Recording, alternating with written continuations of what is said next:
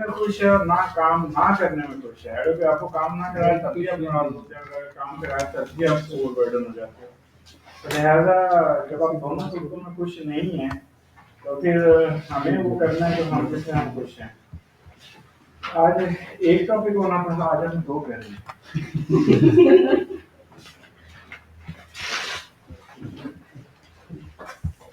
अच्छा जी, regular class में जो आप लोग हैं, आप ये ना समझिएगा कि आपका दिन वेस्ट हो रहा है। अलग क्लास नहीं है, आप ये टॉपिक कर चुके हो। ये टॉपिक है एथनिसिटी और नेशनल इंटीग्रेशन, और आज हम जो है ना वो नेशनल इंटीग्रेशन के ऊपर बात करने लगे हैं। लेकिन हमारी जो डिस्कशन है that will be on base over the objectivity. Objectivity का कंसर्न और सब्जेक्टिविटी का कंसर्न आप सब लोगों को पहले बता दूं। सब्जेक्टिव अप्रोच ये होती है कि हम लोग क्या करते हैं, थॉरोली चीज को स्टडी करते हैं, और from a to z, from root to leaf और फ्रॉम हेड टू टो। और उस सेंस में हम ये देख रहे होते हैं कि अच्छा, फॉर एग्जांपल एथनिसिटी की हम बात करें तो एथनिसिटी है क्या और इसको रीजनिंग क्या है, कॉजेज क्या है। तो वो जो अपना लेक्चर मोड होता है वो एक्चुअली इसके साथ रिलेट कर रहा होता है। लेकिन जब हम ऑब्जेक्टिविटी के लिहाज से बात करते हैं, जो हमारी स्मार्ट क्लास का एक खासा है कि हम ऑब्जेक्टिविटी के तौर पर उसमें ये कि बेसिक अंडरस्टैंडिंग अंडरस्टूड होती है और हम उसको रिवाइज नहीं कर रहे होते हैं, हम ये जान रहे होते हैं कि ये हमें मालूम है। अब हम रिकॉल कर रहे होते हैं उन पॉइंट्स को जिसकी बेस पे हम इन सारी बातों को इंगेज कर रहे हैं। ठीक है, सो स्मार्ट क्लास का जो बेसिक मीनिंग है वो है भी यही कि ये सारे लोग, इनको पता है, काफी अरसे से तैयारी कर रहे होते हैं, तो हम इनको रिकॉल करवाते हैं कि ये पॉइंट आप लोगों ने पढ़े हुए हैं या नहीं पढ़े हुए, या फिर आप लोगों ने नहीं पढ़े हुए तो घर जाके इनको देखें और फिर उसके ऊपर फिर क्वेश्चन इनको दे दिया जाता है, तो ये क्वेश्चन अटेम्प्ट कर रहे होते हैं। अभी आप लोग जो रेगुलर के स्टूडेंट्स से बात कर रहा हूँ, अभी आप लोग चूंकि स्टेप इन हुए हो इन सारी स्टेजेस पे, तो इन चीज़ों को आप थोड़ा सा हो सकता है आपको ये लगे कि ये हमें जो पॉइंट बताए जा रहे हैं इनको एक्सप्लेन उस तरह से नहीं किया जा रहा। लेकिन जहाँ पे आपको समझ ना आए कि ये पॉइंट यहाँ पे क्यों आ रहा है, तो वहाँ पे आप क्वेश्चन जो है वो पूछ सकते हैं। अच्छा, टॉपिक है जी नेशनल इंटीग्रेशन, और इस नेशनल इंटीग्रेशन को हम अटैच कर रहे होते हैं अपनी जनरल डिस्कशन में एथनिसिटी के साथ। अब एथनिसिटी क्या है, अगर हम इसको देखें और एथनिसिटी के बाद नेशनल इंटीग्रेशन को समझें तो हमें समझ आती है बड़ी क्लियरली। अब इसमें थोड़ा सा एलैबोरेट कर लेता हूँ। फॉर एग्जांपल कोई भी सोसाइटी हम लेते हैं तो उस सोसाइटी के अंदर बहुत सारी चीजें पाई जाती है जिसकी बेस पे हमने मल्टी कल्चरल पर्सपेक्टिव दे सकते हैं। मतलब एक सोसाइटी जिसके अंदर बहुत सारे कल्चर होते हैं, जैसे पाकिस्तानी सोसाइटी की बात कर रहे हैं तो मल्टी कल्चरल सोसाइटी हमारी, जिसमें पंजाबी कल्चर है, सिंधी कल्चर है, बलोची कल्चर है, पठान कल्चर है, सराइकी कल्चर है, हिंदू कल्चर है, और हम लोग माइग्रेटेड लोगों को जो महाजर की हम बात करते हैं उनको उनको भी हम कह लेते हैं, बिहारी कल्चर है। So multicultural society, almost majority of the states जहाँ पे पॉपुलेशन ज्यादा होती है, मोस्ट दी सोसाइटी मल्टीकल्चरल होती हैं। अब उसके बाद मल्टी लैंग्विस्टिक जो है वो अप्रोच आती है। अच्छा, लैंग्वेज और अगर हम कल्चर की बात करें तो ये दोनों एक जैसे हैं, क्योंकि language is a part of culture, लेकिन हम लैंग्वेज को यहाँ कल्चर से थोड़ा सा सेपरेट लेते हैं। Culture can be consider a part of the beliefs and वो वैल्यूज और नॉर्म्स और ट्रेडिशंस हैं। Language aid through which you are going to express your thoughts, और उस सेंस में फिर आप अपनी आइडेंटिटी लैंग्वेज बेस करते हैं। जैसे पंजाबी, पंजाबी बोलने वाला, अब पंजाबी बोलने वाला वो पंजाबी कल्चर को भी अडॉप्ट करता है। पंजाबी कल्चर जो है वो पंजाबी ड्रेस से आएगा, पंजाबी बिलीव से आएगा, पंजाबी सोसाइटी के अंदर जो बिलीव एग्जिस्ट कर रहे हैं सोशल नॉर्म्स एंड वैल्यूज के हिसाब से उसमें हम अप्रोच करते हैं। लेकिन उनकी जो एक्सप्रेशंस हैं वो द लैंग्वेज आपको मिलते हैं। इसी तरह मल्टी हमारे पास रिलीजियस कंसर्न भी आता है। अच्छा, इसके साथ साथ और जो अप्रोचेस सोसाइटी की वेरिएशन में आ रही हैं वो हमारे पास इकोनॉमी बेस्ड आ सकती हैं, और हमारे पास पॉलिटिकल बेस्ड आ सकती हैं, और उसके साथ अगर हम बात करें तो पावर का कंसर्न भी इसके साथ चल सकता है। तो एक सोसाइटी के अंदर ये मेजर चीजें हैं जो सोसाइटी को डिविजन्स की तरफ लेके जाती हैं। आपकी सोसाइटी किस हिसाब से डिवाइडेड है, मल्टी कल्चर है, मल्टी लिंग्विस्टिक है, मल्टी रिलीजियस है और इकोनॉमिक कंसर्न है, पॉलिटिकल कंसर्न है, पावर के साथ कंसर्न कर रहा है। अब मल्टी रिलीजन में आके फिर आप थियोलॉजिकल अप्रोच भी अडॉप्ट कर सकते हैं। अब थियोलॉजिकल अप्रोच जब हम करते हैं तो ये रिलीजन का एडवांस शक्ल है जिसमें आप सेक्टेरियनिज्म की तरफ चले जाते हैं। जैसे कि हमारे यहाँ दो बड़े सेक्ट हैं मुस्लिम सोसाइटी के अंदर, शिया और सुन्नी, और हमारी ऑलमोस्ट मेजॉरिटी सुन्नी सेक्ट से ताल्लुक रखती है और मिनॉरिटी जो है हमारे शिया कंसर्न से इंडिया में। तो हमें ऐसी सोसाइटी जहाँ पे शिया सुन्नी वाज़े अंदाज से सेक्टेरियनिज्म में खड़े हों तो हम कहते हैं वहाँ पे ये थियोलॉजिकल सोसाइटी है which is going to be on the sectarianism that is ahead as compared to the religion. ठीक है जी। उसके बाद इकोनॉमिक कंसर्न आते हैं, पॉलिटिकल पावर, ये प्योरली आपके सोशल स्ट्रक्चर को डिवाइड करते चले जाते हैं। अगर ये सोसाइटी इन सारी चीजों की को ऑब्जॉर्व करती है, इन सारी चीजों की एग्जिस्टेंस के बावजूद ये सोसाइटी यूनाइट है, तो हम लोग कह सकते हैं कि ऐसी सोसाइटी जो है वो नेशनली इंटीग्रेट है। अब नेशनली इंटीग्रेट का मतलब क्या है? जिसमें यूनिटी हमें मिलती है। अच्छा, अब नेशनली इंटीग्रेट होने की रीजनिंग क्या है? That is a major one जो कि हमें आज डिस्कस करना है। फॉर एग्जांपल, वो आपकी कोई डॉक्ट्राइन हो सकती है, वो आपकी आइडियोलॉजी हो सकती है, वो आपका म्यूचुअल इंटरेस्ट हो सकता है, वो सबसे बेहतर ये है कि आपकी रीट ऑफ द गवर्नमेंट हो सकती है, आपकी equality with the perspective of constitution हो सकता है, इक्वल अपॉर्चुनिटीज हो सकती हैं, और उसके साथ साथ अगर हम बात करें तो ये इक्वल वे से ट्रीटमेंट हो सकती है by the government, by the law, by the judiciary, by the power structure. अब इन सारी चीजों के होते हुए हमारी सोसाइटी हमेशा यूनाइट होगी। अब वो जो यूनाइटेड सोसाइटी है हम उसको कहते हैं कि नेशनली इंटीग्रेट हो गई है। अब उसका कोई भी डॉक्ट्राइन हो सकता है, कोई भी आइडियोलॉजी हो सकती है, and that can be given by the leaders, political leader, social leader, religious leader. You can say that even economically अगर आपको वो सोसाइटी प्रॉस्पेरिस कर रही है तो आप इकोनॉमिकली भी इंगेज हो सकते हैं उसके साथ। जैसा कि हम सब में से मैं शायद ही कोई ऐसा होगा जिसको कोई कहे कि जी हम अमेरिका का वीजा आपको ऑफर कर रहे हैं और आप नेशनलिटी ले लें अमेरिका की, तो कोई रिजेक्ट करे। जैसा कि अभी सुप्रीम कोर्ट में अगर आपको याद हो, सुप्रीम कोर्ट के अंदर एक केस पड़ा हुआ है जिसमें मोर देन 900 हमारे सीनियर ब्यूरोक्रेट्स जो हैं उनके पास डबल और ट्रिपल नेशनलिटी है दूसरे मुल्कों की। बिकॉज जैसे ही आपके पास पावर आती है या पैसा आता है, आप अपने मुल्क से दूर किसी और मुल्क की नेशनलिटी लेना पसंद करते हैं, और उसकी इनमें से कोई भी रीजन हो सकती है। ठीक है जी। अब हम इसको टोटली अपोजिट वे से ले जाते हैं, एक ऐसी सोसाइटी जो इन सारी चीजों की मौजूदगी में यूनाइट नहीं है, यानी डिसयूनाइट है, और उसकी कोई भी रीजन हो सकती है। मतलब कल्चरल पर्सपेक्टिव से डिसयूनाइट है, लिंग्विस्टिक बेस पे डिसयूनाइट है, रिलीजियस बेस पे डिसयूनाइट है, या इवन इनमें से किसी एक कोई एक रीजन है, या इकोनॉमिकली या पॉलिटिकली या पावर में से कोई एक है। तो आप सोसाइटी के जिस हिस्से को जिस बेस पे डिप्राइव करेंगे, उन्हें इक्वली आप ट्रीट नहीं करेंगे, वो आपका एथनिक ग्रुप बनेगा। कैसे?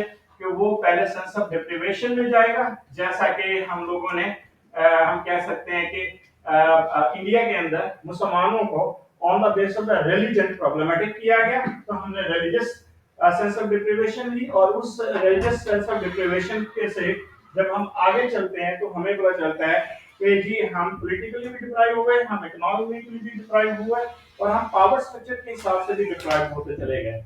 अब ऐसी अप्रोच को जब हम ऑन करते गए तो सबसे पहले हमने अपने राइट्स उन्हें डिमांड किए कि ये हमारे राइट्स हमें दे दें और हम इक्वली जो है वो हमसे ट्रीट किया जाए। जब हमने देखा कि ऑलमोस्ट 1857 से लेकर 1940s तक आप ऑल इंडिया कांग्रेस की बात कर रहे हैं कि उन्होंने इन सारी चीजों को कॉन्शियसली ऑन नहीं किया, तो फाइनली हमने क्या किया, उसी रिलीजन बेस्ड अप्रोच को अडॉप्ट करते हुए हमने उनसे फ्रीडम मांग ली। जब हमने फ्रीडम की अप्रोच अडॉप्ट की तो उस सोसाइटी के अंदर एक ब्रीच प्रोड्यूस हो गया on the base of the religion. Why? Because हमारी सेंस ऑफ डिप्रिवेशन इस रिलीजन की बेस पे खड़ी थी, तो लिहाजा हमने अलग से इसको एथनिसिटी में ले गए और हम एथनिक ग्रुप बन गए फॉर द इंडियन सोसाइटी या for the Indian community. And finally हमारे पास ये सोल्यूशन मिला कि अगर हमने इन सारी चीजों को ऑन करना है, अपने राइट्स को सिक्योर करना है, तो हमें फिर इनसे सेपरेट करना होगा, और हम पाकिस्तान को on the base of the religious ideology बनाते चले गए। ठीक है। इसी तरह आप किसी भी स्टेट फॉर्मेशन को अडॉप्ट करें जहां पे एक स्टेट दो हिस्सों में डिवाइड हुई है, चाहे वो ईस्ट तैमूर है, चाहे वो सदर्न सूडान है, इन रिसेंट 21st सेंचुरी की अगर हम बात करें, तो उनकी सबकी कोई ना कोई रीजन बनी है। रीजन क्या है? Sense of deprivation. Even Catalonia in the Spain अगर हम बात कर लें, even ideological division of Korean peninsula की बात कर लें, ये सारे जो सोसाइटीज हैं वो इसी बेस पे डिप्राइव हुई हैं, और वहां पे यहाँ पे ये सेंस ऑफ डिप्रिवेशन इंगेज हुई है, और वो एथनिक ग्रुप्स में कन्वर्ट होते चले गए, और उनके एथनिक ग्रुप सबसे पहले राइट्स डिमांड करते हैं और फिर सीधा सीधा फ्रीडम मूवमेंट की तरफ चले जाते हैं। So we have many examples on such type of footings in the society when the society is not going to treat equally to the particular specific group, तो वो specific और particular deprived group बाद में क्या करता है, उनका ethnic group बन जाता है। और इस एथनिसिटी को खत्म करने के लिए डेफिनेटली आपको क्या करना पड़ेगा? यूनिटी कायम करनी पड़ेगी, और यूनिटी आप किसी डॉक्ट्राइन की बेस पे कर सकते हो, किसी आइडियोलॉजी का कंसर्न कर सकते हो, आप उसका इंटरेस्ट जोड़ सकते हो अपने साथ इंडिविजुअल्स या ग्रुप ऑफ पीपल के हवाले से, या फिर आप गवर्नमेंट के जो लेवल है उस पे आपकी गवर्नमेंट जो है उन सबको इक्वली ट्रीट कर रही होती है, या उनके सेंस ऑफ डिप्रिवेशन दूर करती है। जैसे कि हमारी गवर्नमेंट ने आगाज हकूकत Balochistan during the Peoples Party tenure Asif Ali Zardari साहब के दौरे हुकूमत में आगाज हकूकत बलोचिस्तान दिया सो दैट बलोच नेशनलिस्ट लोगों को मेन स्ट्रीम का हिस्सा बनाया जाए, और उनकी जो सेंस ऑफ डिप्रिवेशन है उनको इकोनॉमिकली कंपनसेट किया जाए और उनको साथ मिलाया जाए। जैसे हमने फाटा के अंदर फाटा मर्जर किया है केपीके के साथ, सो दैट उनके लोगों को जो इकोनॉमिकली, पॉलिटिकली और सोशली जो सेंस ऑफ डिप्रिवेशन सिंस 1947 से लेकर अब तक हमने दी है, उनको हमको अपने साथ इंगेज करें। तो ये एक होता है नेशनली इंटीग्रेट करना। अब आते हैं हम लोग, ये तो था एक subjective short see approach so that you can understand what is the difference between the ethnicity and the national integration. Both terminology are going to be considered as a opposite. जिस जगह पे नेशनल इंटीग्रेशन नहीं होगी वहां पे definitely ethnicity कायम होगी, और जिन जगहों पे एथनिसिटी है वहां पे नेशनल इंटीग्रेट नहीं होगी सोसाइटी, और उनकी रीजनिंग कोई भी हो सकती है, कल्चरल, लैंग्वेज या इकोनॉमिक, पॉलिटिकल, सोशल या रिलीजियस, या फिर कोई सेक्टेरियनिज्म कंसर्न हो सकता है। जैसे कि कुर्द हैं, जैसे कि दाइश है सीरिया के अंदर, जैसे यमन में होती हैं, जैसे अफगानिस्तान के अंदर तालिबान कंसर्न कर रहे हैं, नॉर्दर्न लाइट्स है, कश्मीरी हैं इंडिया के अंदर, एक्साइलिंग मूवमेंट है इंडिया के अंदर। इंडिया के अंदर ऑलमोस्ट 39 डिफरेंट टाइप्स की फ्रीडम फाइटिंग मूवमेंट चल रही है। हमारे यहाँ बलोची हैं, जैसे मुहाजिर एमकेएम लंदन की बात है जैसे हम कर रहे थे। All these are considering as a part of the ethnic groups, और ये हमेशा अपने सेंस ऑफ डिप्रिवेशन की बात कर रहे होते हैं, और जिस बेस पे ये डिप्राइव हो रहे होते हैं वही इनकी आइडेंटिटी बनती है, और वही आगे स्लोगन लेके चलते हैं अपने फ्रीडम अप्रोच को। तो सबसे पहले सॉरी हम आते हैं इसके इंट्रो के ऊपर, या हम लोग इसको हिस्टोरिकल बैकग्राउंड लेते हैं, और ये हिस्टोरिकल बैकग्राउंड इसका जो है वो मॉडर्न स्टेट्स कंसेप्ट से आता है, जहां पे अगर हम बात करें तो इवन ग्रीक हिस्ट्री से हमें कंसेप्ट मिलता है स्टेट का, और उससे बाद हमें उस स्टेट बेस्ड जो टेरिटरी है जिसको स्टेट कहा गया, सिटी स्टेट, और उसकी आइडेंटिटी को नेशनहुड में लाया गया। तो नेशन स्टेट ये दो वर्ड जो हैं जब आपस में जोड़े गए तो उसके साथ ही सोसाइटी का एक कंसेप्ट इमर्ज हुआ which is going to be own a part of national integration. You can consider that it is the integration of the society on which basis purely जब हम स्टेट की बात करते हैं तो वो नेशनलिज्म होता है, और नेशनलिज्म आपका कहां से इमर्ज होता है? टेरिटोरियल बेस होता है या रिलीजियस बेस होता है। ये दो मेजर वन हम कंसीडर करते आए हैं। जैसे कि हमारी स्टेट रिलीजियस नेशनलिज्म की बेस बनी, बट आइडियोलॉजी ऑफ पाकिस्तान ने रिलीजियस नेशनलिज्म को ओन करने के बाद उसको कन्वर्ट कर दिया टेरिटोरियल नेशनलिज्म के अंदर। अब जो टेरिटोरियल नेशनलिज्म का कंसर्न है वो हमारी टेरिटरी से आता है, तो लिहाजा स्टेट का कंसेप्ट जब टेरिटोरियल पर्सपेक्टिव से ओन किया जाता है by the specific group of people which are living over there, और वो इसको ओन करते हैं as identity, this is called their nationalism. और उस नेशनलिज्म की बेस पे जब आप यूनाइट होते हो, this is called your national integration. So इस सेंस में हम लोग इसका हिस्टोरिक कंसेप्ट देखेंगे, ग्रीक अप्रोच क्या है, और उसके साथ जो है मॉडर्न स्टेट्स कंसेप्ट क्या है, उस हिसाब से इसको ऑन करेंगे नेशनलिज्म की एक्टिविटीज के साथ। अब हम लोग कहते हैं कि मेजर रीजनिंग जो है वो क्या है नेशनल इंटीग्रेशंस की, किस बेस पे आप इंटीग्रेट होते हो। टेरिटोरियल बेस होता है। अच्छा, उसके बाद अगर हम बात करें तो आपकी आइडियोलॉजिकल बेस होती है, और आइडियोलॉजिकल बेस कोई भी बन सकती है, उसके अंदर लैंग्वेज, कल्चर, म्यूचुअल इंटरेस्ट, ये सारा। और डॉक्ट्राइन बेस जब हम बात करते हैं तो that is the wider spectrum जो हमें ऑन किया जाता है या करवाया जाता है। इसके बाद हम इकोनॉमिक कंसर्न हो सकता है, और इकोनॉमिक कंसर्न के साथ हम पॉलिटिकल कंसर्न कर सकते हैं। उसके बाद फिर सोशल कंसर्न हो सकते हैं, फिर सेंस ऑफ सिक्योरिटी भी हो सकती है। जैसा कि अगर आप सब लोगों को, जैसे मैंने बात की कि अगर हमें कोई अमेरिका का वीजा या नेशनलिटी देगा तो हम सब लेंगे। रीजन इज दिस, तो अमेरिका में हमारे अजीजो कारब नहीं बैठे या चाची फूफी ताई मासी नहीं बैठी जो सबकी बारी जाती है, बल्कि इन फैक्ट वो हमें सेंस ऑफ सिक्योरिटी देते हैं। We are going to become the part of the great nation in the world, जिसका ये है कि जी उनका पूरा जो कानून है पूरी दुनिया पे लागू होता है। वो चाहे आप किसी भी सूरत में एंगेज हों इन एनीवेयर इन द वर्ल्ड, तो उस कानून के मुताबिक, अमेरिकन कानून के मुताबिक आपको ट्रीट किया जाएगा in all over the world. जैसे यहाँ पे दो मर्डर करके गया उनका एक स्पाई पर्सन, और उसको उठा के ले गया। जैसे हमारे यहाँ वो एमल खान से वहां से दो लोगों को मार के आ गया, और यहाँ पे उन्होंने यहाँ पे दरवाजे खान से उठा के वो लेके गए अपने कानून के मुताबिक उनको सजा देने के लिए। जैसे रफाफिया सदीका का केस है, that was concerning that part of it. याद रहे, अमेरिकन कॉन्स्टिट्यूशन को जब आप पढ़ते हैं तो उसका क्या कहना है कि जी it is a responsibility of the state of United States of America that they are going to give the sense of security to their citizens in anywhere in the world।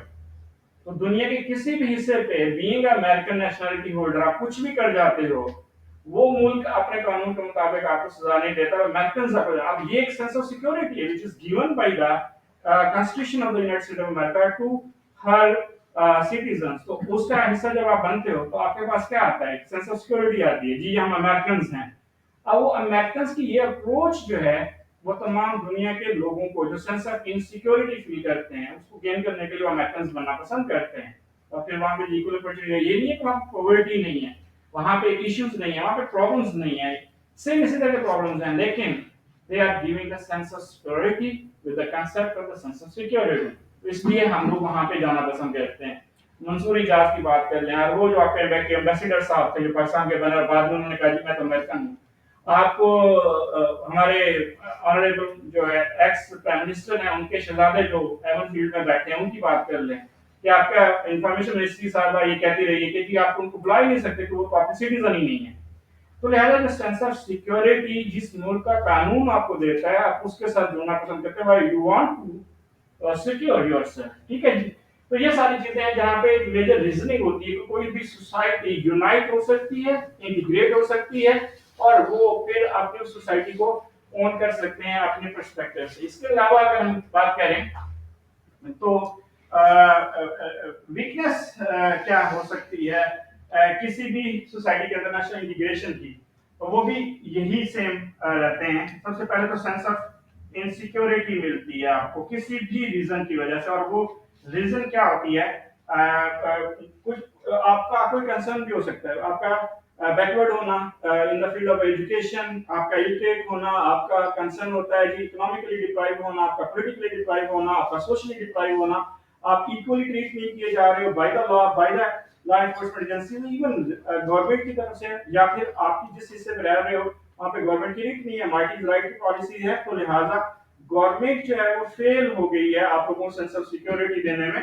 वैसी सूरत में आप सेंस ऑफ इनसिक्योरिटी में जब जाते हैं तो definitely वहाँ पे लोग अपनी सोसाइटी को और अपनी नेशनहुड को और अपनी टेरिटरी को छोड़ जाते हैं। जैसे सीरियन क्राइसिस हुआ तो सीरियन पॉपुलेशन जो है मोर देन 7 मिलियन माइग्रेट कर गई। जैसे अफगानिस्तान के अंदर इशू हुआ, अफगानिस्तान के लोग जो माइग्रेट कर गए। जैसे अगर हम बात करें यमन में हुआ तो यमनी लोग माइग्रेट कर गए, क्योंकि सबसे पहले आप क्या करते हैं अपनी इनसिक्योरिटी, अपनी सिक्योरिटी चाहते हैं लाइफ की। तो जो टेरिटरी, जो सोसाइटी, जो गवर्नमेंट, जो नेशन, जो स्टेट आपको सेंस ऑफ सिक्योरिटी नहीं दे सकती, डेफिनेटली वो आपको प्रॉब्लमेटिक कर जाती है। ठीक है जी। और उस सेंस में आप उससे अपने आप को जुदा कर लेते हैं। फिर होता है कि आपको फीलिंग ऑफ डिप्रिवेशन, आप डिप्राइव्ड हैं किसी भी एंगल से, पॉलिटिकली आप इक्वली ट्रीट नहीं हो रहे, या फिर सोशली प्रॉब्लमेटिक हो रहे हैं, फिर आप इकोनॉमिकली प्रॉब्लमेटिक हो रहे हैं, या फिर आप रिलीजियसली प्रॉब्लमेटिक हो रहे हैं। जैसे मिनॉरिटी, एज अ मिनॉरिटी आप जो है सिक्योर नहीं है, तो फिर क्या होता है, आप वहां से मूव कर जाते हैं। उसके बाद ये सारी सेंस ऑफ डिप्रीवेशन किस बात पे खड़ी होती है कि ये your writ of the government जो है वो वीक है। अब रिट ऑफ द गवर्नमेंट जो है वो क्वेश्चन मार्क में चली जाती है। लॉ इन्फोर्समेंट एजेंसीज जो हैं वो अपनी रिट खो देती हैं। अच्छा, इसके अलावा सबसे बढ़ के वीक जुडिशरी होती है। सो वीक जुडिशियल सिस्टम होता है जिसकी वजह से आप लोगों को इंसाफ नहीं मिलता। और उसके साथ बड़ी रीजन यह है करप्शन का बाजार गर्म होता है। देन उसके साथ अगर हम बात करें तो माइट इज राइट की पॉलिसी चल रही होती है।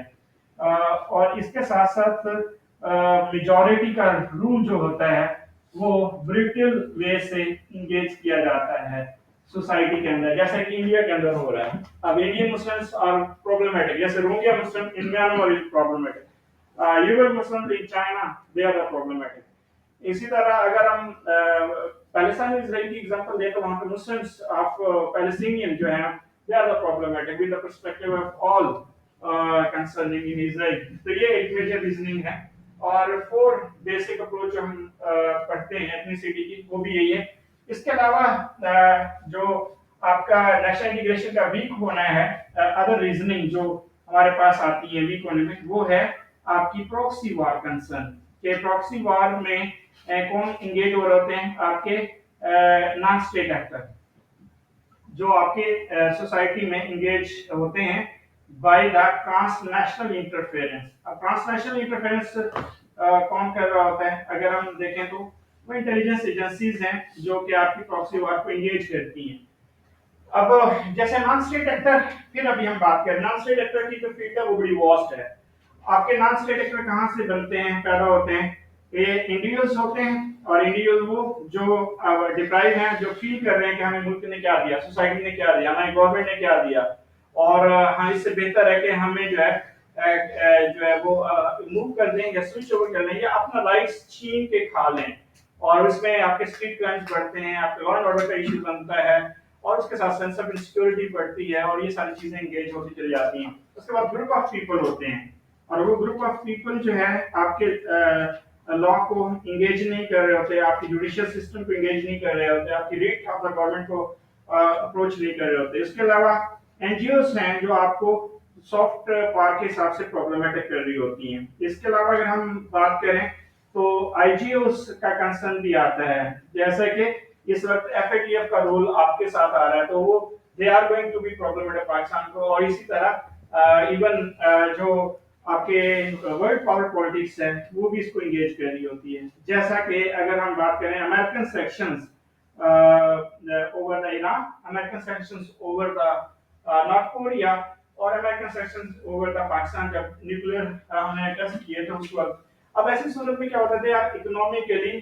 पुश द स्पेसिफिक सोसाइटी जो उनकी बात नहीं मान रहे होते। और ऐसी सूरत में क्या होता है कि हम प्रॉब्लमेटिक होते हैं, जहाँ पे हमारी गवर्नमेंट होती है, हमारी ट्रेड होती है, और उसके साथ साथ सफर कौन करता है, सोसाइटी करती है। जैसे कि अभी इन्फ्लेशन आ रहा है, तो इन्फ्लेशन में कौन सफर कर रहा है, गवर्नमेंट सफर नहीं कर रही, मिडिल क्लास सफर नहीं कर रहा, एलीट क्लास सफर नहीं कर रही, सफर कर रही है लोअर क्लास या लोअर मिडिल क्लास, जिसका एक लिमिटेड इनकम है। और वो महंगाई जिस इन्फ्लेशन जिस रेशियो से बढ़ रही है उस रेशियो से उनकी इनकम नहीं बढ़ रही, तो डेफिनेटली वो अपने लिविंग स्टैंडर्ड पे कंप्रोमाइज करते चले जाएंगे। और ऐसी सूरत में सोसाइटीज की उधर चली जाती है, रेवोल्यूशन में चली जाती है। और याद रहे जो ब्लड रेवोल्यूशन आता है, जैसे फ्रेंच रेवोल्यूशन आया था, उस वक्त जब लोग गरीब लोग मरना शुरू हो जाते हैं, तो फिर वो कहते हैं कि हम मार के मरे किसी को, और मारने के लिए वो किसका टारगेट लेते हैं, वो एलीट क्लास का टारगेट लेते हैं। तो ऐसी सूरत में रेवोल्यूशन प्रोसेस में जो है वो चले जाते हैं। दो तरह के रेवोल्यूशन होते हैं। खैर आज हमारा वो टॉपिक नहीं है, जिसको हम यहीं पे छोड़ देते हैं, आगे चलते हैं जी। इसके अलावा जो कंसर्निंग है, जो सबसे बेसिक चीज आती है वो आपकी गवर्नमेंट पॉलिसीज हैं। अब गवर्नमेंट पॉलिसीज अगर गुड गवर्नेंस के साथ नहीं आ रही, ठीक है जी, no existence of the good governance, और तभी ये सारे प्रॉब्लम बनते हैं।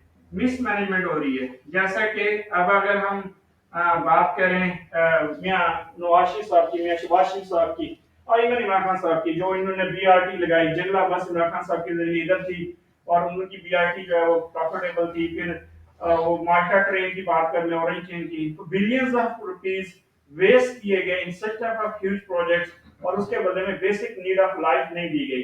अब बेसिक नीड ऑफ लाइफ आप लोगों ने कॉस्ट ही होगी, जितना पैसा इन्होंने इधर लगाया, इतना पैसा एजुकेशन में लगाते, इतना पैसा हेल्थ में लगाते, तो एजुकेशन और हेल्थ जो दो मेजर नीड होती है लोअर और मिडिल क्लास की, वो गवर्नमेंट अगर उनका खर्चे उठा रही होती तो डेफिनेटली आज सोसाइटी के अंदर इतना अनरेस्ट ना होता और लोग जो है वो कंप्रोमाइजिंग स्टेज पे ना पहुंचे होते। तो लिहाजा मिसमैनेजमेंट इकोनॉमिकली, और जो इकोनॉमिक पॉलिसीज होती हैं वो वन साइडेड होती हैं, और इकोनॉमिक पॉलिसीज की वन साइडेड होने की रीजन क्या होती है, तो उसमें एलीट क्लास जो है वो अपना रोल प्ले कर रही होती है। और जैसे कि मैंने शायद आपको लेविस की अप्रोच बताई थी कि किसी भी सोसाइटी के अंदर दो तरह के लोग रहते हैं, एक होते हैं रूल्ड और दूसरे होते हैं रूलर।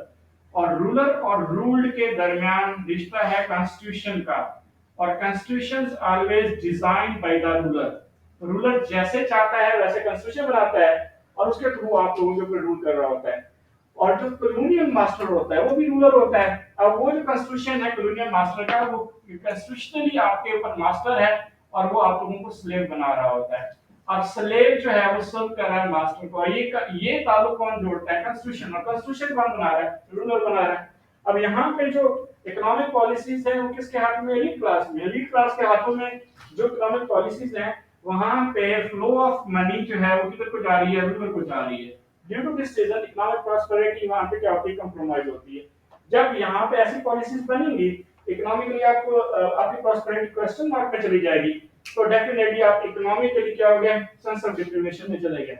आपके पास एम्प्लॉयमेंट नहीं है, आपके पास चीजें एंगेज करने को, बेसिक नीड्स अवेल करने को चीजें नहीं है, आप अपने लिविंग स्टैंडर्ड पे कंप्रोमाइज करेंगे, ऐसा ऐसा डिसअपॉइंटमेंट में जाएंगे, फिर सेंस ऑफ डिप्रीवेशन में जाएंगे, फिर अपने राइट्स के लिए बात करेंगे, फिर उन चीजों को हाईलाइट करेंगे जिसकी बेस पे आप लोगों को ये प्रॉब्लम्स आ रहे हैं, देन आप लोग जो है एक्सेस ऑफ फ्रीडम की तरफ चले जाते हैं। तो ये जो राइट्स बेस्ड इश्यूज हैं उनको जब हम हाईलाइट करते हैं और उनको फिर आप एंगेज करते हैं अपनी आइडेंटिटी के साथ, उस वक्त आप क्या हो जाते हैं, एथनिक ग्रुप बन जाते हैं। और अगर आपकी गवर्नमेंट की इकोनॉमिक पॉलिसीज इस तरह से हों कि वो आपको इक्वली ट्रीट कर रही हो, फ्लो ऑफ मनी जो है वो एलीट क्लास से लोअर क्लास की तरफ हो, और आप इकोनॉमिक प्रॉस्पेरिटी में खड़े हों, तो आप क्यों जुड़ेंगे, आप क्यों टूटेंगे अपनी सोसाइटी से। बिल्कुल उसी तरह जैसे हमारे यहाँ जॉइंट फैमिली सिस्टम होता है, हम लोग अगर ऑब्जर्व करें तो हमारे खानदानों में जॉइंट फैमिली सिस्टम कब टूटता है, जब हम ये समझते हैं कि सब लोग इक्वली ट्रीट नहीं किए जा रहे और सबको उनका ड्यू शेयर नहीं मिल रहा।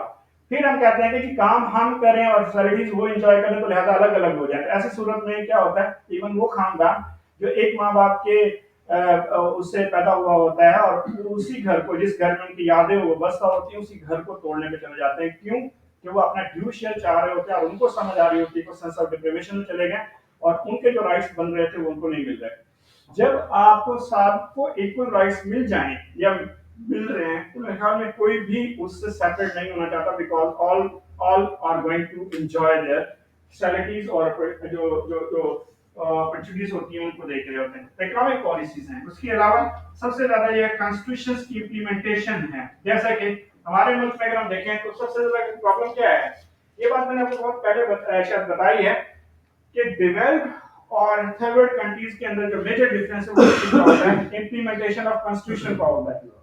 अगर आप अपना बनाया हुआ कानून मोर देन 90% अपने मुल्क में इम्प्लीमेंट कर दें तो आपका मुल्क ऑटोमेटिकली डेवलप हो जाएगा। थर्ड वर्ल्ड कंट्रीज हम लोग क्यों रहते हैं कि हम अपना बनाया हुआ कानून हस्बे जायका, जिस तरह से हम नमक डालते हैं ना अपने डिशेज में, उसी तरह हस्बे जायका इम्प्लीमेंट कर रहे होते हैं। जब हमारा रूलर चाहता है वो कानून इम्प्लीमेंट हो जाता है, और जब हमारा रूलर नहीं चाहता वो कानून कंप्रोमाइज हो जाता है। तो लिहाजा गरीब के ऊपर हमारा कानून की गिरफ्त बड़ी सख्त है, और वो मुर्गी चोर है, वो हमारे प्राइम मिनिस्टर साहब कहते हैं 9-9 साल जेलों में रहते हैं, और जो मुल्क चोर हैं वो 9 दिन भी जेल में नहीं रहते। वाई? बिकॉज वहां पे हमारा कानून, हमारी जुडिशरी, हमारी लॉ एनफोर्समेंट एजेंसीज और हमारा जो पावर स्ट्रक्चर है वो क्वेश्चन मार्क में चला जाता है। तो इसलिए कॉन्स्टिट्यूशन की जो इम्प्लीमेंटेशन है वो एक मेजर अप्रोच आती है। और उसके बाद जो है वो फिर मार्किज राइट का एब्सेंस या प्रेजेंस ऑफ मार्किज राइट जो है, दैट इज अनदर थिंग। अब आते हैं कि इसमें मेजर रोल किसका है। Major role elite class again, और उसके साथ साथ जो है नॉन स्टेट एक्टर। और नॉन स्टेट एक्टर में हम लोग जो बात कर रहे थे उसके अंदर आपकी lobbies, mafia, even political pressure groups, even आपका मीडिया, इवन यहाँ तक कि आपके जो पॉलिटिकल पार्टीज हैं और उसके साथ साथ इकोनॉमिक इन्फ्लुएंशियल क्लास है, all these are the people which are going to be considered responsible of all these facts and figures. अब आप हर एक को हिस्सा देते हो तो वो आपसे खुश हैं, जिसको आप हिस्सा नहीं दोगे वो आपसे नाराज हो जाएंगे और वो क्वेश्चन मार्क पे ले जाएंगे आपके नेशनल इंटीग्रेशन को। मीडिया को आप हिस्सा नहीं दोगे, मीडिया डिसअपॉइंटमेंट फैलाना शुरू कर देगा। आप पॉलिटिकल पार्टीज को ड्यू शेयर नहीं देंगे, वो बताएंगे ये रूलर क्लास जो है वो आप लोगों के क्या है, गदारे वतन हो गई। अगर आप लोग एलिट क्लास को शेयर नहीं देंगे, एलिट क्लास आप लोगों को, जैसे टीएलपी का रोल है, अगर हम टीएलपी के केस को शुरू से उठाएं, जब खालिद रिजवी साहब थे तो उस वक्त जो सुप्रीम कोर्ट के अंदर चीजें एंगेज की गई और इंटेलिजेंस की रिपोर्ट जो आई, उसको अगर आप पढ़ें तो आपको पता चलेगा कि टीएलपी को इनिशियली फंडिंग जो है वो शेख रशीद साहब और राणा सनाउल्लाह साहब ने दी है और दोनों belong to the opposite parties. लेकिन इन दोनों के अकाउंट से उनके अकाउंट में इतने पैसे कैसे गए हैं ये तो ऑन द रिकॉर्ड है, ये तो जुडिशरी बताएगी या फिर इंटेलिजेंस एजेंसीज आपको बताएगी तो किस तरह से ये चीजें एंगेज होती रही। तो लिहाजा एलीट क्लास क्या करती है, अनरेस्ट फैलाने के लिए अपना ड्यू शेयर उसको देती है जब उनको लगता है कि उनके इंटरेस्ट जो है वो कंप्रोमाइजिंग स्टेज पे नहीं खड़े, तो वो फिर इस तरह की चीजें हाईलाइट करती चली जाती हैं। और ट्रांसनेशनल इंटरफेरेंस भी यही है कि जो फॉरेन इंटेलिजेंस एजेंसीज हैं वो आपके उन ग्रुप्स को ओन करती है जो आप कहते नहीं, जैसे कि टीडीपी है, नेशनल लिबरेशन फ्रंट आर्मी है, रिपब्लिकन आर्मी है, एमकेएम लंदन है, इन सबको कौन फंडिंग दे रहा है? ये तो हमारे डीजीआईएसआई जो है वो सॉरी जो हमारे आईएसपीआर के हैं उन्होंने बताया कि फंडिंग कौन कर रहा है, हमारे इंटीरियर मिनिस्ट्री बताती है कौन फंडिंग कर रहा है। व्हाई? बिकॉज वो समझते हैं कि हमें इक्वली ट्रीट नहीं किया जा रहा, तो लिहाजा हम अपने राइट्स लेने के लिए अपने दुश्मन से भी हैंडशेक कर सकते हैं।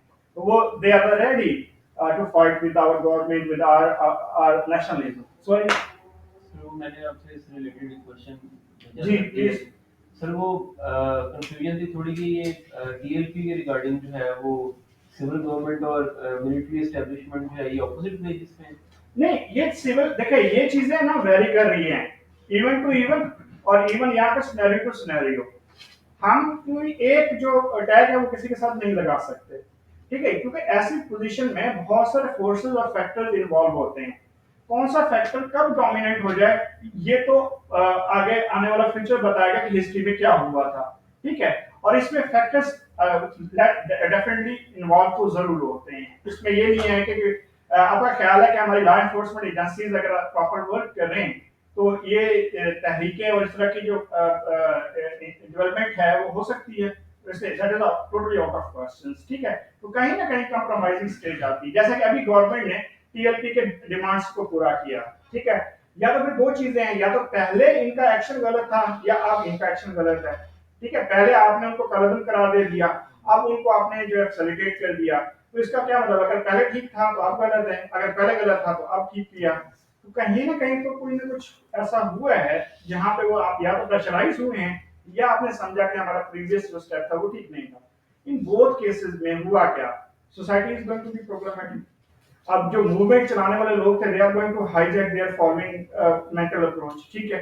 और पहले अगर टीएलपी के पहले जलसे में अगर आप देखें धरने में 6 लोग उनकी मौत हुई थी, अब कितने लोग हुए हैं आपको स्टेट भी नहीं बता रही, मीडिया भी नहीं बता रहा, कहीं भी नहीं चीजें एंगेज हो रही। तो ये सारी चीजें क्या होती हैं, अब ये जो टीएलपी के लोग थे so they were considered more peaceful people with the perspective of the religious approach, ना तो ये जिहादिज्म में जाते थे, ये तो सिर्फ वो दरबारों के और जिक्र अस्कार वाले लोग थे। तो इनको यहाँ पे लाया कौन, this is another question mark. और इसके लिए जो है वो अगर कोई कमीशन बनता है या कोई रिपोर्ट सामने आती है वो तो तब हम इसको कुछ कह सकेंगे। तो this is a serious issues मेरे ख्याल जिसके ऊपर हमें फर्दर अपनी रिपोर्ट्स और अपनी चीजों को एंगेज करने की जरूरत होगी। अब इसको इस तरह से नहीं कह सकते कि ये वो लोग लाए हैं या उन लोगों का कसूरवार है, बल्कि इसके कंसर्न क्या होगा कि हमें देखना पड़ेगा कि चीजें कहाँ पे किस तरह से एंगेज हो रही हैं।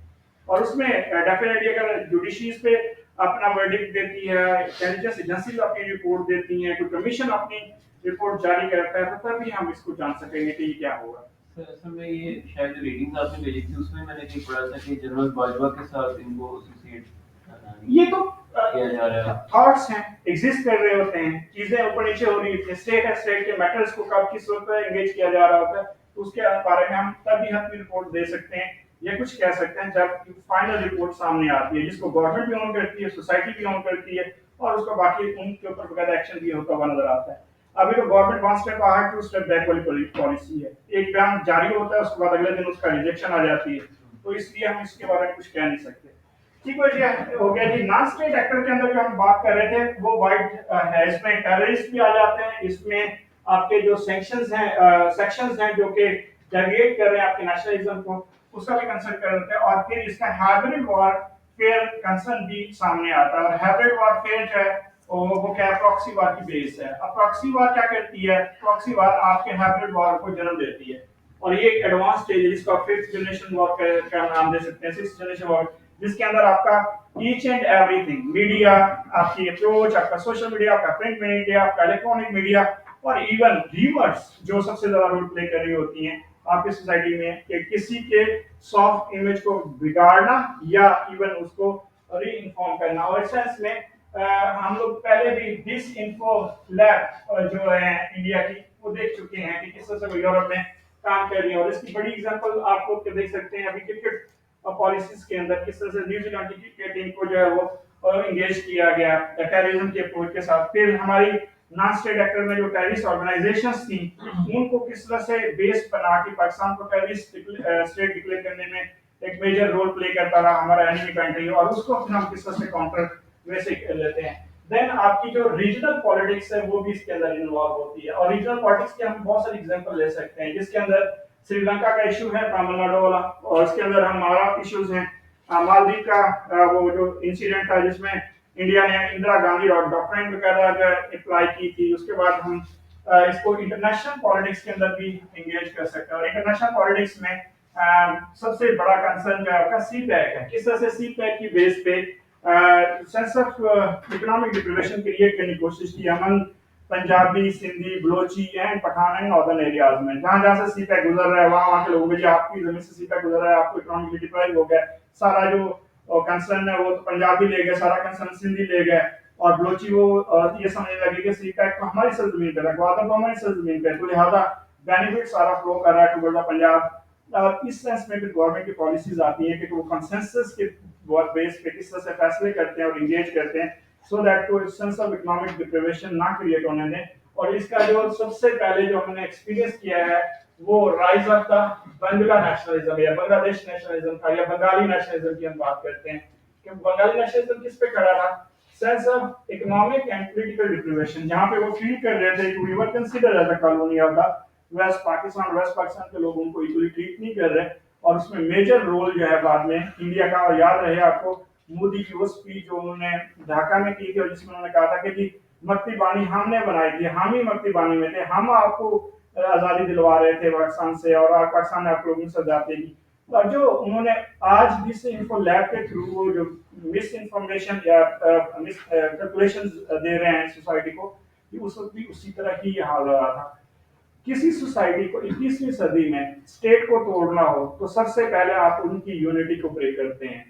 अब यूनिटी ब्रेकिंग पे जब आप जाते हैं तो this is called the non traditional security threat, जो इससे पहले हम लोग इंगेज कर चुके हैं। अब नॉन ट्रेडिशनल सिक्योरिटी थ्रेट क्या होता है कि आप ट्रेडिशनल वे से किसी मुल्क पे अटैक नहीं कर रहे, बल्कि उसकी सोसाइटी को जाके उसके रिलेशन को ब्रेक कर रहे हैं, उनके यहाँ एथनिसिटी क्रिएट कर रहे हैं, और वही सोसाइटी आपके स्टेट को फिर बाद में तोड़ देती है। जैसे कि ईस्ट पाकिस्तान के लोगों ने पाकिस्तान को ब्रेक किया है, जैसे हमने इंडिया को ब्रेक कर दिया on the basis of religion, जैसा उसकी अदर इम्प्लीमेंटेशन अगर हम देखें तो हमारे मुल्क में है और एवरीवेयर इन अदर कंट्रीज में भी है। तो जिस जिस मुल्क की सोसाइटी इसमें इंगेज होगी और वो अपनी यूनिटी को मेंटेन नहीं रख सकेंगे, definitely they will be problematic. और इसमें इस तैमूर की एग्जांपल है इंडोनेशिया में, सदर्न सूडान की एग्जांपल है सूडान में।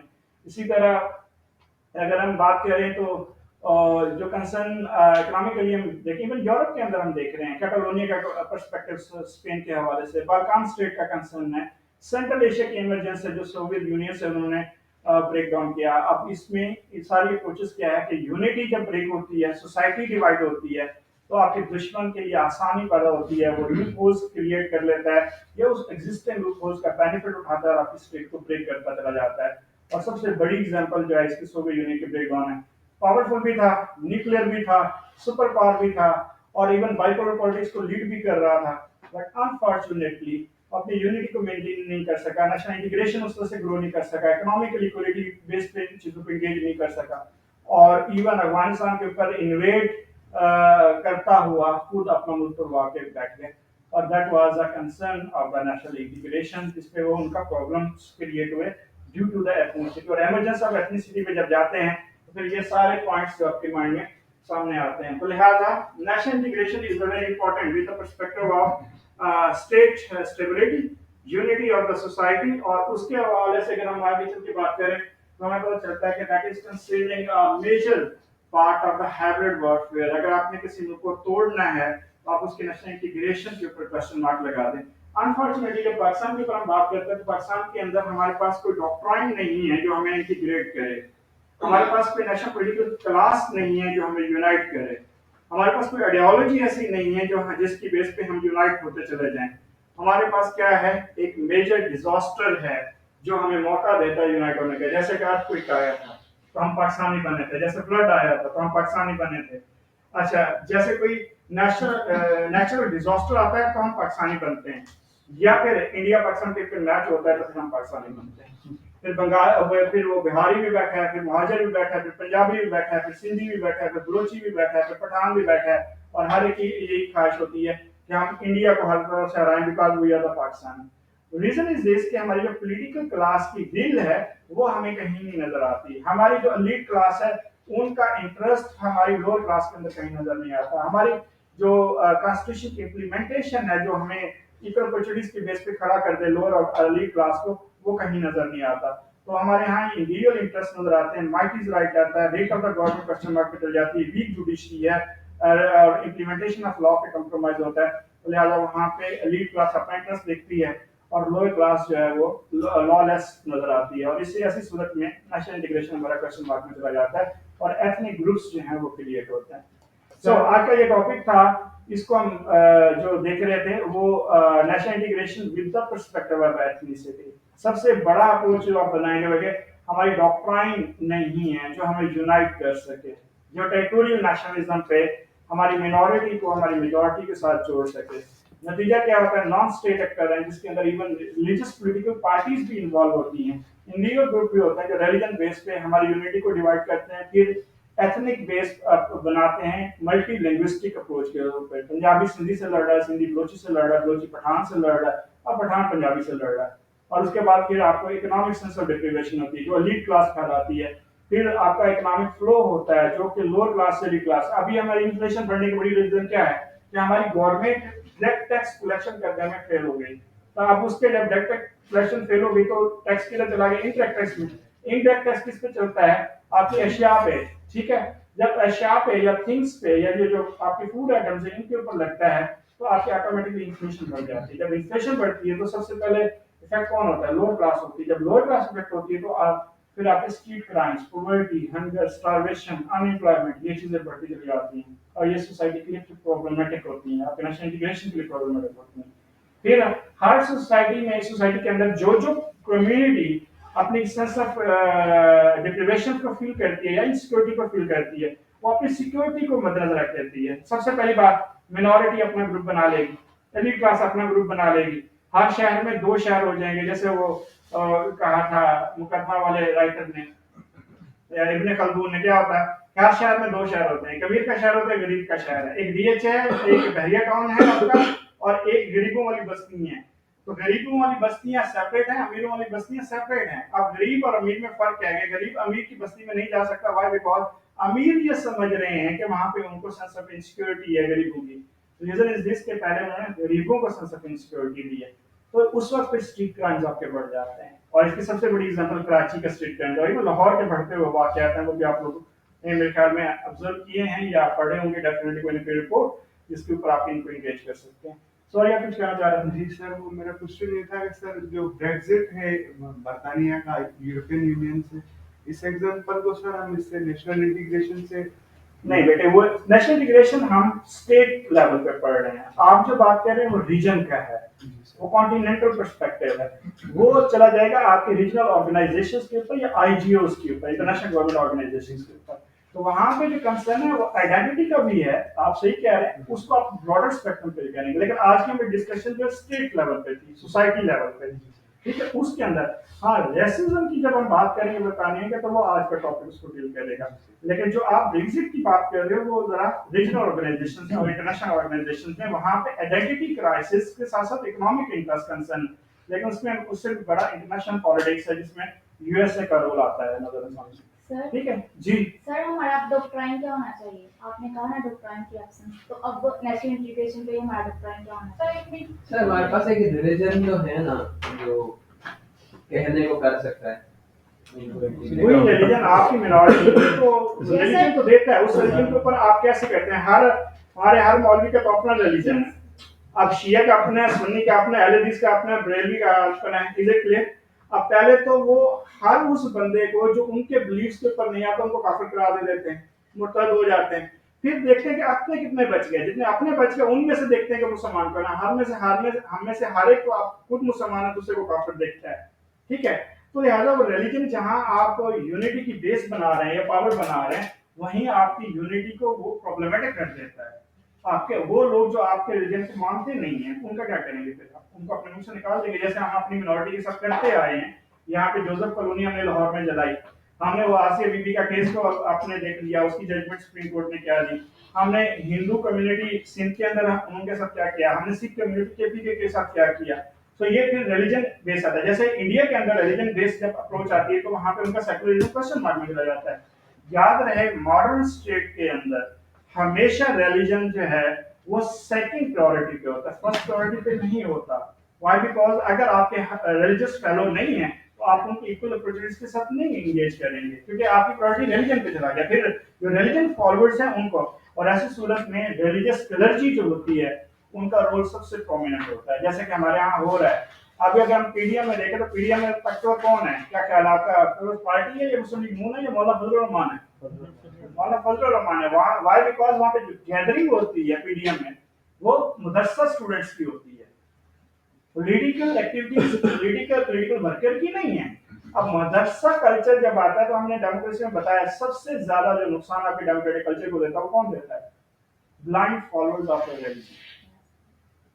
Is it clear? तो वहां पे फिर आपका रिलीजन जो है जब मिस यूज होता है by the clergy, at that time आपकी सोसाइटी जो है क्वेश्चन मार्क पे चली जाती है। आप एवरीवेयर इन द वर्ल्ड देखें, I am not talking about over here, आप एवरीवेयर इन द वर्ल्ड देखें, जब आप रिलीजन के ऊपर जाएंगे आपकी सोसाइटी प्रॉब्लमेटिक हो जाएगी। एक फिर आके उसका अगला स्टेप है थियोलॉजी के ऊपर, जैसे ईरान और सऊदी अरब ने किया, जैसे रूम ने किया। Is it clear? अगर हम उसके ऊपर जाके देखें, और इसी तरह आपके थियोलॉजिकल अप्रोच भी क्रिश्चियनिटी के अंदर है, इजराइल के अंदर क्या हो रहा है वो आपके सामने। अगर आप यूनिटी के ऊपर जाएंगे तो आपको टेरिटोरियल नेशनलिज्म क्रिएट करना पड़ेगा, और टेरिटोरियल नेशनलिज्म को सेंस ऑफ सिक्योरिटी के साथ देखना पड़ेगा। फिर उसके लिए जरूरी है कि आपके इदारे भी उसके ऊपर एक पेज पे खड़े हों, जहाँ कॉन्स्टिट्यूशन की इंप्लीमेंट हो, रिट ऑफ द गवर्नमेंट हो, लॉ एनफोर्समेंट एजेंसीज हो, इक्वल अपॉर्चुनिटीज हो, बेसिक नीड ऑफ लाइफ हो, इकोनॉमिक प्रॉस्पेरिटी हो, ये सारी चीजें आप दें, सेंस ऑफ सिक्योरिटी हो, फिर सारे लोग जुड़ेंगे, गरीब भी जुड़ेगा, अमीर भी जुड़ेगा। अभी तो हम लोग डिवाइडेड है ना, पहले तो क्लास बेस पे हैं, फिर रिलीजियस बेस पे हैं, फिर एथनिक बेस पे हैं, फिर लैंग्वेज बेस पे हैं, फिर कल्चरल बेस पे हैं। जिसको जो सूट करता है वो कार्ड उठाता है और एंगेज हो जाता है। सर इन शॉर्ट हम इक्वालिटी करेंगे। You can say that in each and every aspect. जी प्लीज सर अब ज़्यादातर वर्ड्स में जो नेशंस बनी हैं वो नेचुरली बनी हैं, आर्टिफिशियली सिर्फ इंडोनेशिया या तंजानिया जो अभी मॉडर्न बनी है। तो हम उनसे देख सकते हैं कि उन्होंने कोई भी इतनी ज़्यादा डॉक्ट्रिन नहीं अपनाई। पहले वो ट्राइबल्स थे, इंडोनेशिया पहले ट्राइबल्स था और नाउ भी उनकी कॉमन लैंग्वेज है, अभी तक भी कोई कॉमन ज़्यादा लैंग्वेज नहीं है। तो हम किस तरह अप्लाई कर सकते हैं अपने कंट्री के ऊपर? देखिए, पहली बात है कि हम ऑलरेडी कल्चरल डिफरेंसेस में खड़े हैं, और हमारे यहाँ जो कल्चरल डिफरेंसेस है उसको सेंस ऑफ रिकग्निशन में नहीं जाना चाहिए। हमारे गवर्नमेंट लेवल पे जो गवर्नमेंट पॉलिसीज हैं that should be implement equally, और उसके लिए हमें हमारा जो कानून कहता है जिसमें एनएफसी है, सीसीआई का कंसर्न है, कंसेंसस का कंसर्न आता है, और एनएफसी अवार्ड का कंसर्न आता है, डेवलपमेंटल प्रोजेक्ट्स हैं, टैक्सेशन सिस्टम है, इन सारी चीजों को रिव्यू करना है। और हमें फिर देखना है, जैसे एनएफसी अवार्ड का फार्मूला आपने डिवाइड किया है, उसके अंदर भी सबसे डिप्राइव्ड कौन क्या है। जैसे फाटा की हम बात करें, मैं सर आपको बताता हूँ कि फाटा के लोगों का क्या मसला है। 1947 से लेकर 2018 तक तो हमने ना तो उनको पॉलिटिकल राइट्स दिए, ना हमने उनको कॉन्स्टिट्यूशनल राइट्स दिए, ना हमने आपको उनको इक्वल राइट्स दिए, ना हमने उनको पुलिस रिफॉर्म दी, ना इवन हमने उनको इस हद तक भी नहीं जाना कि वो हमारे इक्वल आके हमारे राइट्स डिमांड कर सके। 2018 तक तो हम यही करते रहे। अब 2018 तक उनकी कुर्बानी कितनी है, 47-48 की वार उन्होंने लड़ी, जो कश्मीर उनको उन पे।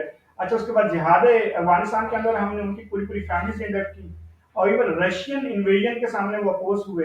अच्छा, ट्रेनिंग सेंटर बनाए हमने जिहादियों के। उसके बाद जो है वो अफगानिस्तान के महाजरीन को भी उन्होंने अकोमोडेट करते रहे। उसके बाद 9/11 के वाक़े के बाद हमने उनको टेररिस्ट डिक्लेयर कर दिया। फिर उसके बाद ड्रोन अटैक्स भी उनके ऊपर करवाए, फिर 8 फौजी ऑपरेशन, 8 से 9 मिलिट्री ऑपरेशन भी हमने वहाँ पे किए। तो उनका फिर कसूर बनता है। और फिर उसके बाद अगर वो डेविएट होते हैं या हमसे अलग होते हैं और अपने राइट्स डिमांड करते हैं, तो फिर हम उनको ये तो नहीं कह सकते कि वो एथनिक ग्रुप्स हैं इन सच अ वे दैट कि जहाँ पे अपने प्रॉब्लम करेंगे। लेकिन उसके बावजूद ये दुनिया की यूनिक एग्जांपल है कि वो रेडी थे आप लोगों के साथ मिलने में, हैंडशेक करने, और इवन यहाँ तक कि वो आप लोगों को अपने साथ ये कह रहे हैं कि जी हमें मर्जर कर दें या हम अलग सेपरेट प्रोविंस बना दें। ठीक हो गया। तो ये चीजें ऐसी है जहाँ पे हमें वाइडली देखना है, लॉर्जर स्पेक्ट्रम से देखना है। सर मैं वही पूछ रहा था कि क्या हमें कुछ डॉक्ट्राइन की जरूरत है कि जी जिस तरह दूसरे बिल्कुल है, वही कंट्रीज मैंने आपको बताया, टेरिटोरियल बेस पे हमें यूनिटी देनी है, हमें सेकुलर पर्सपेक्टिव से लोगों को इकट्ठा करना है, यूनाइट करना, so that we can unite with one another. और जितने जिनका जो सेंस ऑफ विक्टिमेशन है उनके बेसिस पे जाके हमने उनके साथ हैंडशेक करना, और ये it's a major function of the government as well as us as a citizen of the state. ठीक है, हम उनको इस तरह से एंगेज करेंगे। सर फिर तो वही वाली ऐसे वाले टॉपिक की बात नहीं आ जाएगी कि यूनिवर्सल ह्यूमन इक्वालिटी की टॉपिक। जी, उस पे देखते हैं। ढूंढ करके अच्छा जी, अब क्वेश्चन कर ले आप सब लोग जो रेगुलर क्लास वाले हैं, आप लोगों को लिखने में कोई प्रॉब्लम तो नहीं है जी?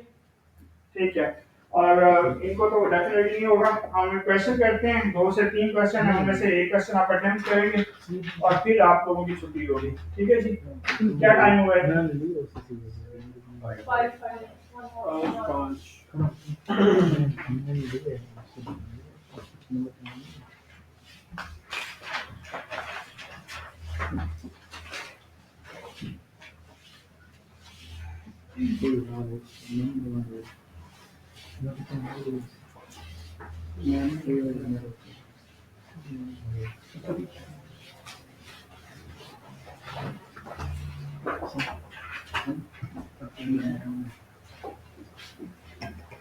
अभी जी, question number 1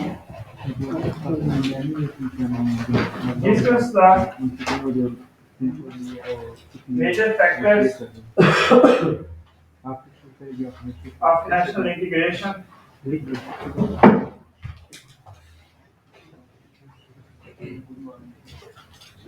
that can be applied in any modern society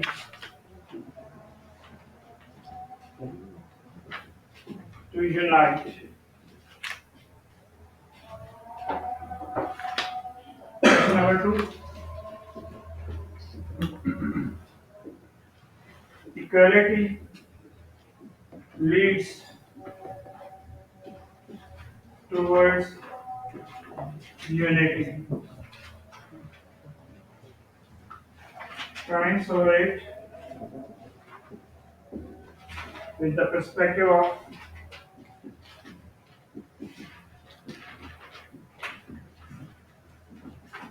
Pakistani nationalism. Question number 3. Do you think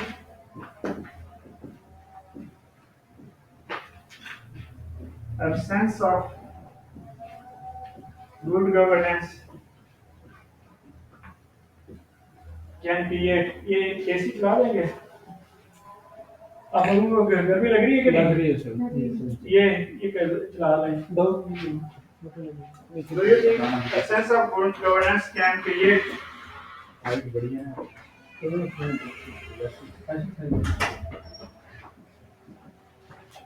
the ethnic groups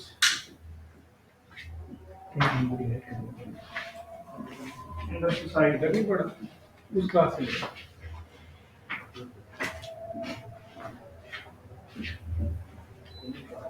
Justified it with the example of third world countries.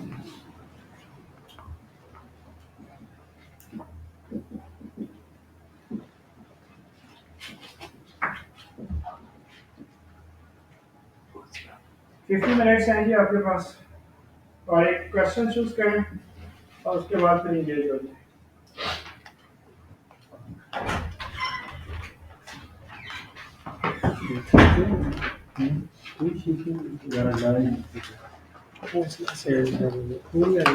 Shit.